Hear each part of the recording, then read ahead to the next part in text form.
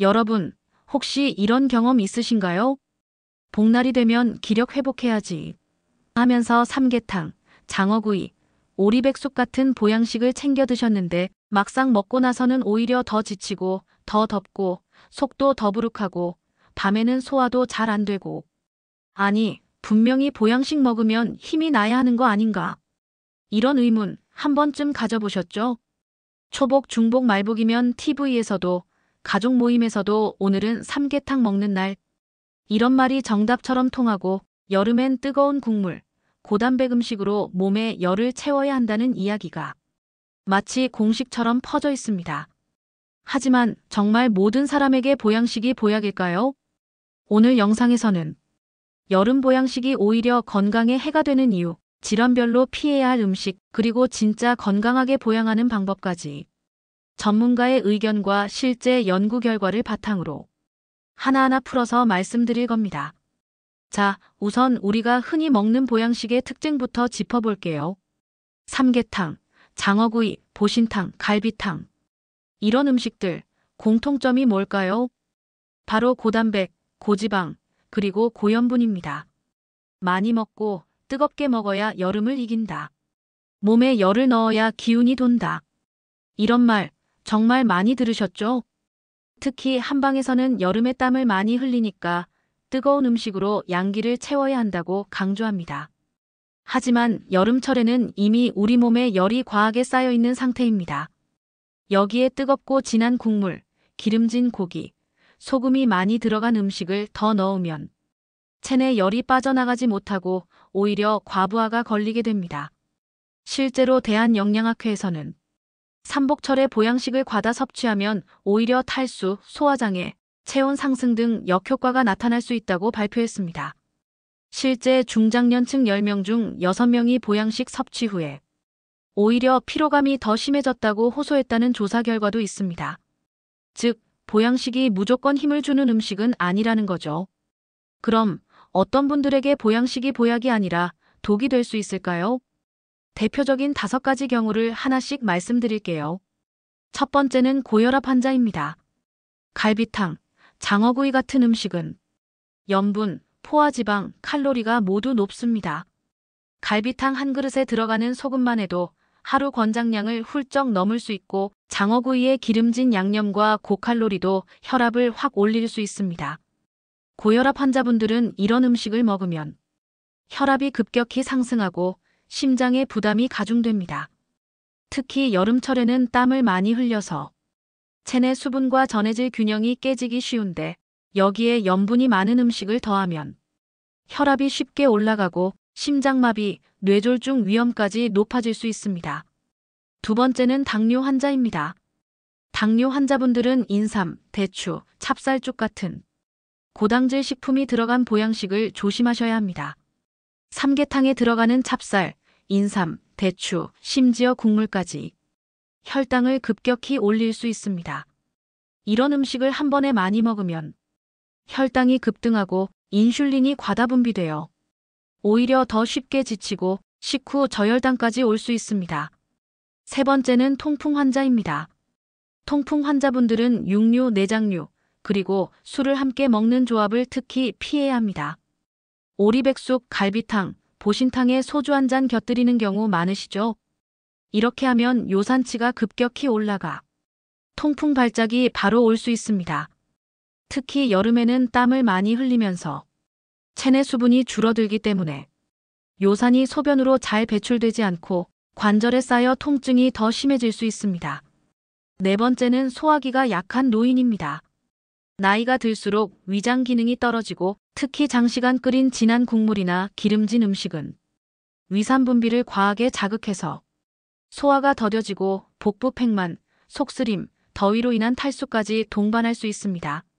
실제로 여름철에 소화불량, 설사, 변비로 병원을 찾는 어르신들이 보양식 먹고 난 뒤에 더 많아진다는 보고도 있습니다. 다섯 번째는 심혈관 질환자입니다.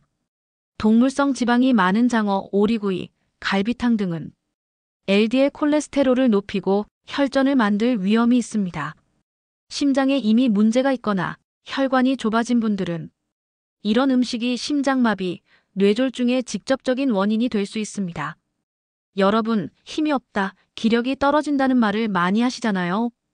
대부분 열량이 부족해서라고 생각하시지만 사실 여름철 기력 저하는 수분 부족, 전해질 소실, 수면 부족, 장 기능 저하에서 더 많이 옵니다. 특히 폭염에는 땀을 많이 흘리기 때문에 몸 안의 수분과 미네랄이 빠져나가고 밤에도 더워서 잠을 설쳐 몸이 제대로 회복할 시간이 부족해집니다.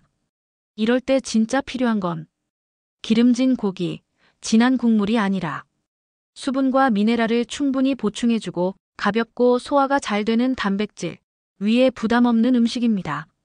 세계보건기구 WHO도 고온 환경에서는 가볍고 싱겁고 수분 많은 식사가 가장 이상적이라고 권장하고 있어요. 즉, 여름철에는 무조건 열량을 채우는 것보다 수분과 전해질, 소화에 부담 없는 식사가 훨씬 더 중요합니다. 그럼 각 질환별로 전통 보양식 대신 어떤 음식을 선택하면 좋을지 구체적으로 추천드릴게요. 고혈압 환자는 갈비탕 대신 들깨버섯죽이나 가지나물밥을 드셔보세요. 들깨는 오메가3 지방산이 풍부하고 버섯과 가지는 칼륨이 많아서 나트륨 배출을 도와줍니다. 국물 대신 밥 위주로 싱겁게 드시는 게 혈압 관리에 훨씬 도움이 됩니다. 당뇨 환자는 찹쌀이 들어간 삼계탕 대신 닭가슴살 오이 무침과 메밀면 조합을 추천합니다. 닭가슴살은 지방이 적고 오이는 수분이 풍부해서 혈당을 천천히 올려줍니다. 메밀은 혈당 지수가 낮아 식후 혈당 급등을 막아줍니다. 소화기 약자는 장어구이 대신 두부 샐러드에 참깨 드레싱을 곁들여 보세요. 두부는 소화가 잘 되고 참깨에는 불포화 지방산과 미네랄이 풍부해서 위장에 부담을 주지 않습니다. 통풍 환자는 오리백숙 대신 수박 화채와 저지방 계란찜을 드셔보세요. 수박은 수분과 칼륨이 많아 요산 배출을 도와주고 계란찜은 고단백 저지방이라 통풍 위험을 줄여줍니다. 이렇게 질환별로 맞는 대체 식단을 선택하면 여름철에도 건강하게 기력을 회복할 수 있습니다. 여름철, 복날을 건강하게 보내려면 딱 3가지만 기억하세요. 첫째, 하루에 물을 1.5리터에서 2리터 이상 마시세요. 커피, 녹차, 에너지 음료처럼 카페인이 들어간 음료는 수분 배출을 촉진하니까 순수한 물, 보리차, 이온 음료 위주로 드시는 게 좋습니다.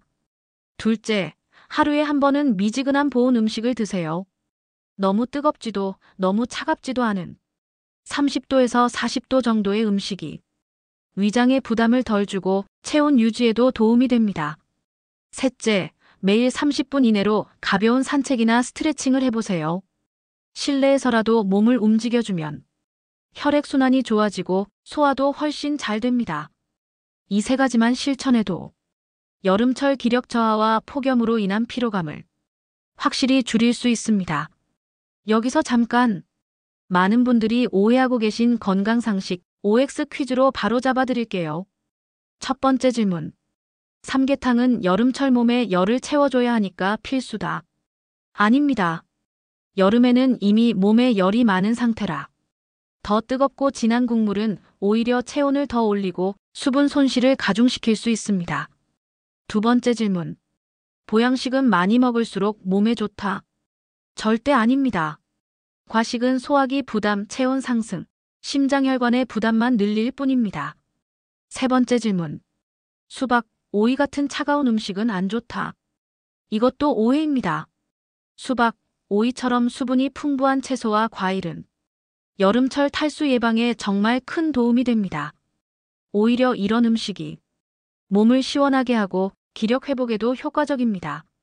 여러분, 오늘 영상에서 여름 보양식이 무조건 좋은 게 아니라는 점, 개인의 건강 상태에 따라서는 오히려 독이 될 수 있다는 점 자세히 말씀드렸습니다. 진짜 기력 회복을 위해서는 수분, 전해질, 소화에 부담 없는 음식이 가장 중요합니다. 초복, 중복, 말복에는 가볍고 시원하고 흡수가 잘 되는 음식이 정답이라는 점 꼭 기억해 주세요. 오늘 영상이 건강에 도움이 되셨다면 구독, 좋아요, 댓글 꼭 남겨주시고 특히 부모님이나 시니어 가족 여름철 보양식 챙기시는 분들께 이 영상을 꼭 공유해 주세요.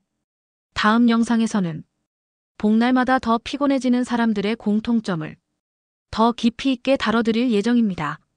여러분 모두 건강하고 시원한 여름 보내시길 진심으로 응원하겠습니다.